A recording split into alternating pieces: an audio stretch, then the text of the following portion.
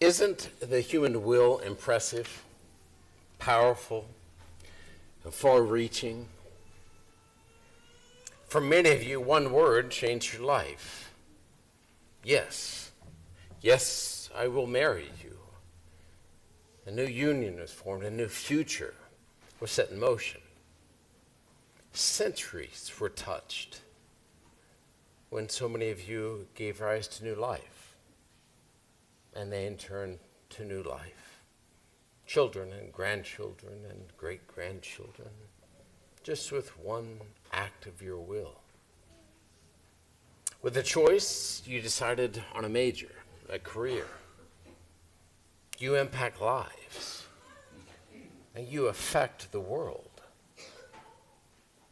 With an act of the will, you share your resources with the needy to provide sustenance, yes, and maybe even more than that, hope.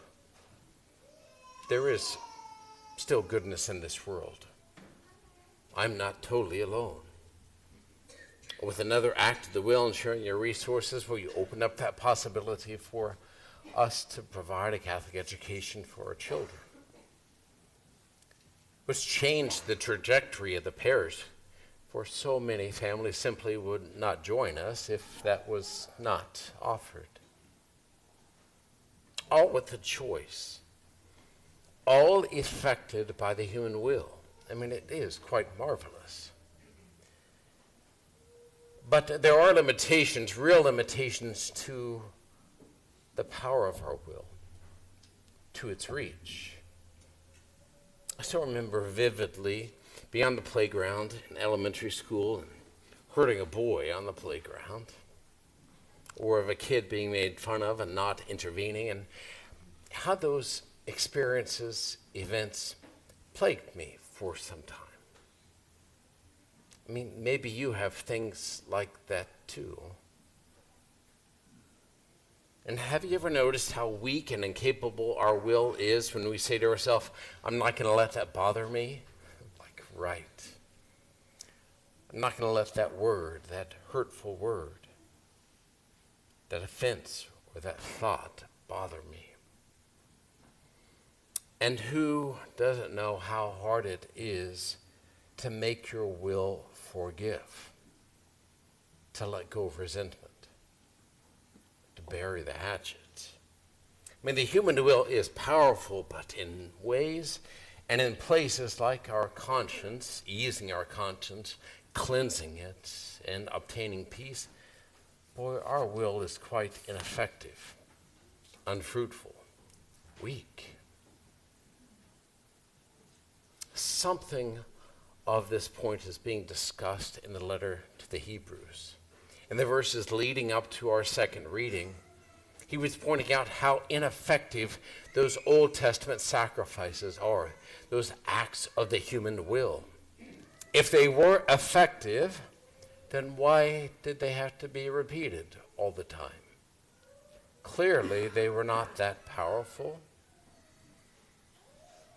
If the worshipers had once been cleansed, they would no longer have any consciousness of sin. But in these sacrifices, there's a reminder of sin year after year, for it's impossible that the blood of bulls and goats should take away sins. Human beings reaching that place, I think we know from our own experience, that just doesn't happen.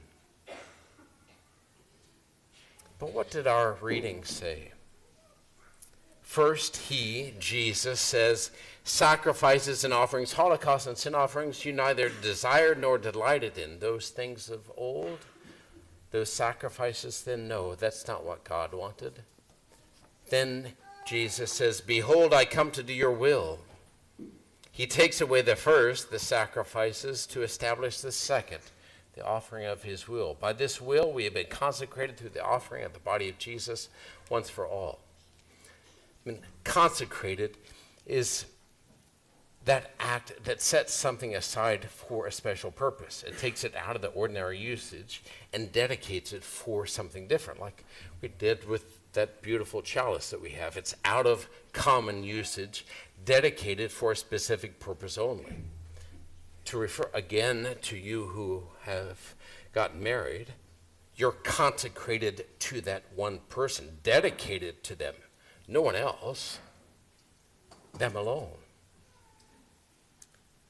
The author to the letter of the Hebrews is saying, you who have been baptized have been consecrated. You have been inserted into Christ's body that was offered, so that that place that you could not touch, you cannot touch, is healed and peace is provided. But if we're serious at all with our faith, if we try to content ourselves with something that is less than rational, then it's less than compelling. But if we're serious, we might ask the question, well, then God created me with a will. In infant baptism, we can see the great gift affected by a will that's stronger than ours, that can do what ours cannot. But I have a will. Does that mean that there's no place for it? Or do I not have a responsibility to use it in some way to participate in that great once and for all act? How is that possible? And the ancient answer given is that once and for all sacrifice is made present again. The words that we focus on of Jesus at the heart of Mass, do this in memory of me, refer to his body and blood, to that sacrifice. But it's not an it that is made present again. This comes out in the most marvelous way in the early Christians' move not to celebrate an evening meal on a Thursday, but to do this in memory of me on a Sunday morning when they encountered the risen Lord. Here, they're saying, is where you can present your offering, your will, which is taken up with his and made powerful. You can actually participate. You can do something, claim your responsibility. But then we might finally raise the question, well, who of us, after being dedicated, consecrated, cleansed, have not done things that stir our conscience, that trouble us? How is that addressed? And the anecdotal evidence from those who confess their sins and receive absolution point us in the right way. It's refreshed. It's renewed. That event is brought into the present so that I might be washed anew.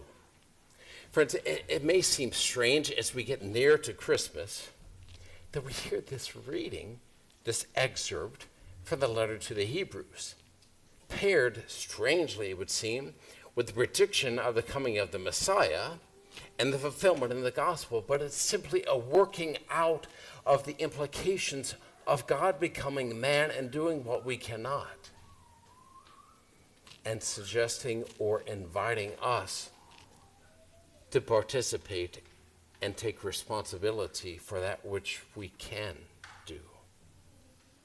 In the words of Elizabeth, blessed are you who have believed that what was spoken to you by the Lord would be fulfilled.